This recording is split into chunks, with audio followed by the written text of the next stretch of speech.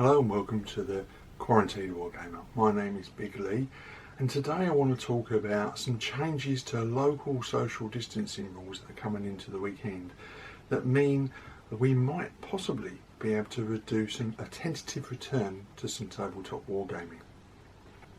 So apologies to any overseas viewers that watch these videos. This is today an unapologetically UK centric video because social distancing rules in the UK are changing almost continuously at the moment, and there's a particular change occurring at the weekend that I think is relevant to our particular group of people. So there's a possibility that private wargaming, not wargaming in clubs, might be able to resume this weekend. Now, I take with a rider here. I filmed this on the weekend before the Friday that I published, so that's 5 days away. Anything could happen in the next 5 days. So at the moment, this is how the rules stand for next weekend, tomorrow, the day that this video comes out. So the rules on meeting up are changing. So I'm going to read you part of the rules, actually, the part of the instructions, the guidance that has come out. So I'm going to put my glasses on for this, so let's have a read. So it says, you can meet in groups of up to 2 households in any location, public or private, indoors or outdoors. You do not always have to meet with the same household. You can meet with different households at different times. However, it remains the case, even inside someone else's home, that you should socially distance from anyone not in your household or bubble. This change does not affect the support you receive from your carers. So essentially what this means is unless you are shielding and therefore clinically advised not to mix at all, you can now meet up with some friends in their own home if necessary, providing you maintain normal social distancing rules. So how does that work in practice? So because one of the other changes that's coming in effect from Saturday is the rather bizarrely termed 1 metre plus rule, which was announced in Parliament last week, I believe. So the way that works essentially is it's like the 2 metre rule, except if you really must get within 1 metre, providing you follow some mitigating controls, you can protect yourself, and you should, in theory, not be any more at risk at 1 metre than you are at 2 metre.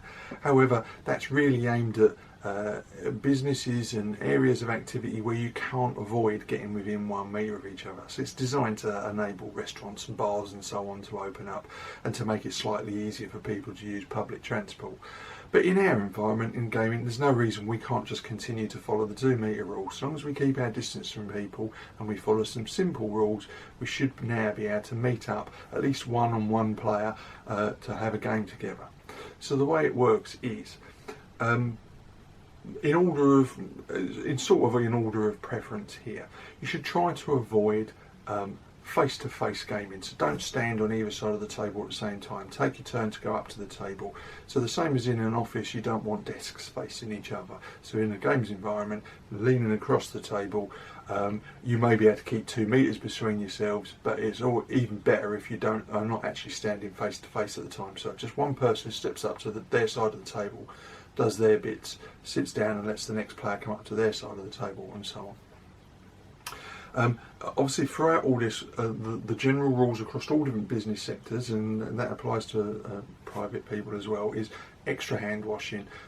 So make sure you do the usual 20 seconds hand washing on all sides, in between the fingers, up the arms if you've got bare arms.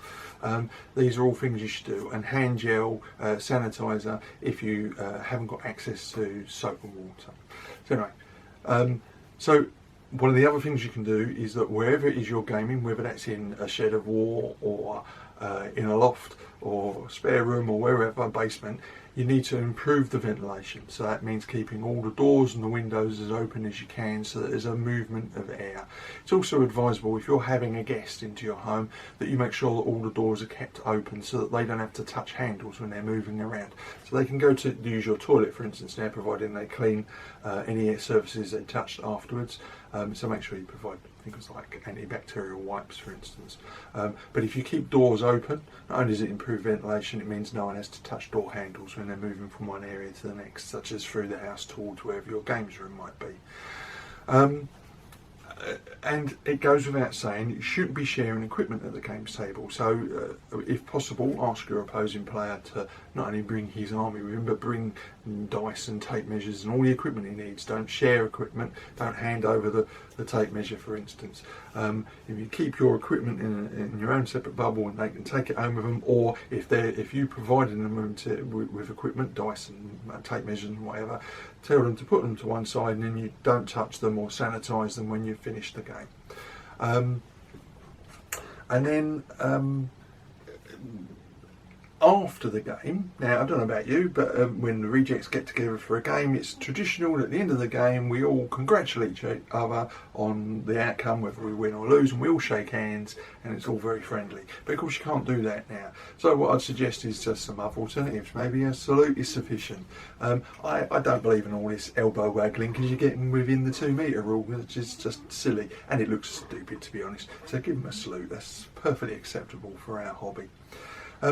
And then we come to face coverings. Now, to be honest, I do health and safety, and on the list of mitigating controls to protect you, you've got things like, do you really need to be there at the top, down to the least effective control measure is actually things like PPE. So face coverings really aren't that important unless you're getting inside that 2 metre boundary. So you probably don't need face coverings. If it makes you feel more comfortable, fine.